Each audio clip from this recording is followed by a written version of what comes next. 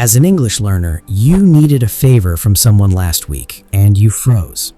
A native speaker in that same moment just says, "Hey, would you mind grabbing that for me?" You know the words, you just don't know how to put them together like that. Today, we fix that gap. Welcome back to English Speakology. This is day 13. And quickly, to keep the thread going, yesterday on day 12, we opened up the full range of liking and disliking things, moving past just like and hate into real natural nuance. So day 13 is all about making requests, asking someone to do something, asking for a favor, asking for help. By the end of this video, you'll be able to soften a request naturally and respond to one gracefully, whether you're saying yes or no. Let's get into the lesson. The basic structure. Let's start with the basic structure, since this is the foundation everything else builds on. Could you, would you, and can you are the three everyday openers for a polite request, and they're not interchangeable in tone. Can you pass the salt is casual and direct, completely fine with friends and family. Could you pass the salt is a small step up, slightly softer, and works almost everywhere. Would you mind passing the salt is softer still and adds real politeness without adding any real distance.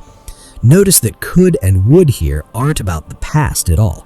They're about politeness, not time, softening a request further.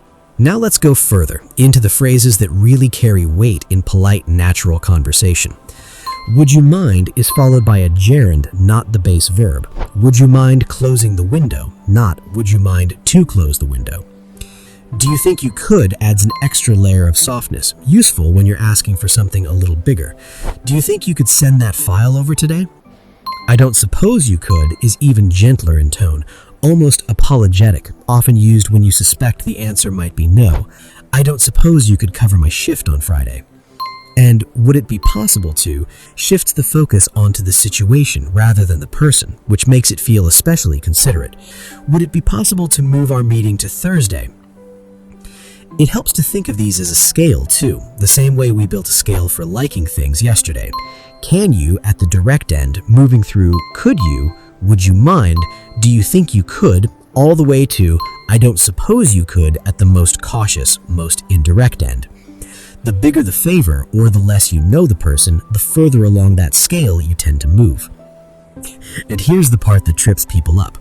The more indirect a phrasing sounds, the more polite it actually is.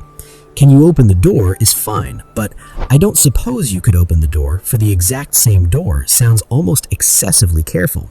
Choosing the right point on that scale for the situation is really the whole skill here. Adding a reason softens things further. One more piece worth knowing. Adding a short reason before or after a request makes it land even more naturally. I know it's short notice, but could you send that over today? Or, would you mind grabbing my bag? My hands are full. The reason isn't there to justify yourself. It's there to show the other person you're thinking about their side of the exchange, not just your own. Responding to a request. Politeness works both directions, so let's cover responses too. Agreeing casually and warmly, of course, sure, no problem, happy to. Agreeing to something with a small catch, sure, just give me a minute. And declining without sounding cold matters just as much. I'd love to, but I've already got plans. Or I wish I could, but I'm completely swamped today. Both turn down the request while keeping the warmth intact. Notice that neither of those is just a flat no.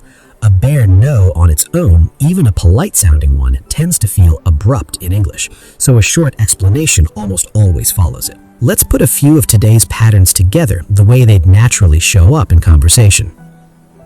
Would you mind taking a look at this before Friday? I know it's short notice, but I don't suppose you could squeeze it in today. Notice how naturally the softer phrasing and the added reason blend together here, exactly the way a real considerate request actually sounds. Energetic. Let's hear a full, natural conversation using today's patterns so you can hear how naturally they connect. Person A. Hey, would you mind covering my shift on Saturday? Something's come up. Person B. This Saturday? I don't suppose you could ask Sam instead. I've already got plans. Person A. No, that's totally fine. Don't worry about it. Actually, do you think you could at least help me find someone before Friday? Person B. Yeah, of course, happy to. I'll ask around this afternoon. Person A. That would be great, thank you. I really appreciate it. Person B, no problem at all. I'd want the same if it were me. Notice how naturally the softer phrasing, the polite decline, and the graceful follow-up all blend into that entire exchange.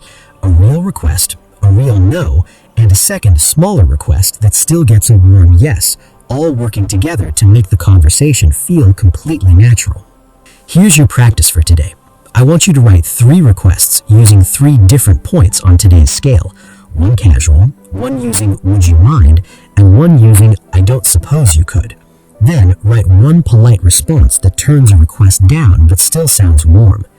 Once you've practiced, comment below with your 3 requests and your polite decline, and try to make them things you genuinely ask for, since real situations are exactly what make this kind of language stick. Tomorrow, on day 14, we're going to shift focus again and start working on giving advice and suggestions naturally, so you can tell someone what you'd do in their situation without sounding like you're lecturing them. For now, practice today's polite requests a few times out loud, comment below, and I'll see you tomorrow for day 14.